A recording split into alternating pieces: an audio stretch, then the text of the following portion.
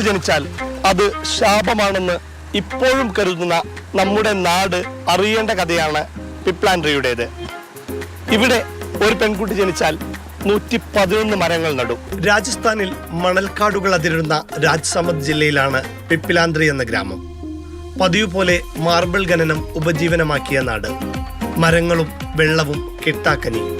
പോരാത്തതിന് ശൈശവിവാഹവും പെൺഭ്രൂണഹത്യയും നിർബാധം തുടർന്നു പോന്നു.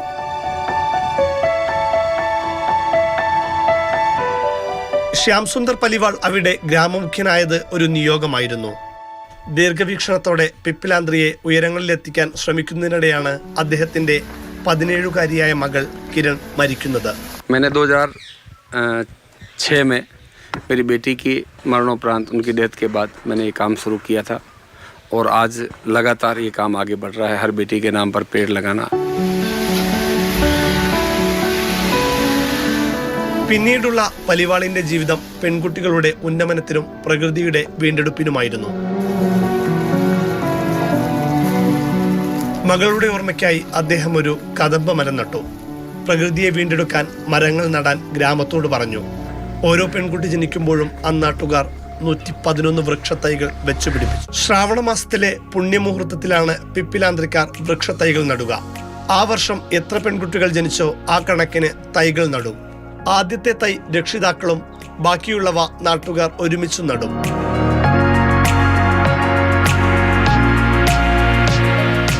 ഓരോ ജനനവും 111 മരങ്ങൾ നട്ട് അവർ ആഘോഷിക്കും. ആ കുഞ്ഞുങ്ങൾ വലുതായ ശേഷം രാഖി ബന്ധിച്ച് ആ മരങ്ങളെ സ്നേഹിക്കുകയും ചെയ്യും. अभी तो 6 लड़कियां हैं. 6 लड़की है. 6 लड़की के लिए 111 पेड़ मैंने लगाया है इसी में और अभी भी मैं लगाती हूँ. मैं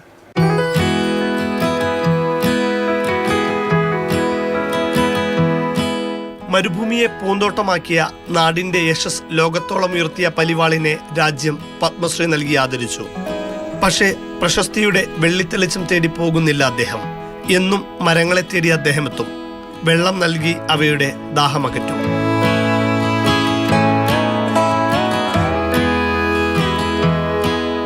17 വർഷം മുമ്പ് പിടഞ്ഞു വീണ തന്റെ പൊന്നോമനയെ ചേർത്തു പിടിക്കും. അവളോട് കഥകൾ പറയും. കണ്ണു തുടച്ച് യാത്ര പറയും. പലിവാൾ കിരണിന്റെ മാത്രമല്ല, അന്നാട്ടിലെ സകല ജീവജാലങ്ങളുടെയും രക്ഷിതാവാണിപ്പോൾ.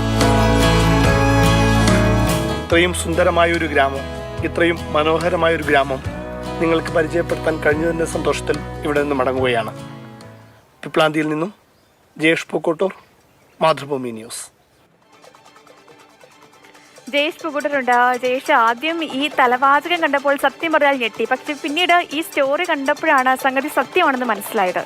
ഈ ഒരു പെൺകുട്ടി ജനിച്ചു കഴിഞ്ഞാൽ അവൾ ഭാരമാണ് എന്നൊക്കെ വിചാരിക്കുന്നവർ സത്യം പറഞ്ഞാൽ ഈ ഒരു വാർത്ത കാണണമല്ലേ? അങ്ങനെയല്ല, അവരെ നെഞ്ചോട് ചേർക്കുന്ന ആളുകളും നമുക്കിടയിൽ ഉണ്ട് എന്ന്. എന്താണെങ്കിലും ഈ പിപ്ലാൻഡ്രിയെ കുറിച്ച് അറിഞ്ഞ് അവിടെ ചെന്നപ്പോൾ എന്തൊക്കെയായിരുന്നു അനുഭവിക്കാൻ കഴിഞ്ഞത് ജയേഷിന്?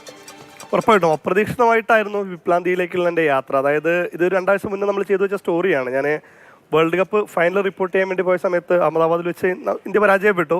അത് കഴിഞ്ഞ് ഇനിയിപ്പോൾ എന്ത് ചെയ്യും, ആകെ ഇന്ത്യയൊക്കെ തോറ്റ നിരാശയിൽ നിൽക്കുമ്പോഴാണ് നമ്മളൊരു യാത്ര പോയിട്ട് വരാമെന്ന് കരുതി രാജസ്ഥാനിലേക്ക് പോകുന്നത്. അങ്ങനെ ഉദയ്പൂര് പോയി ഉദയ്പൂര് കണ്ട് നിൽക്കുന്ന സമയത്താണ് അപ്രതീക്ഷിതമായിട്ട് പിപ്ലാൻഡിയെ കുറിച്ച് അറിയുന്നത്.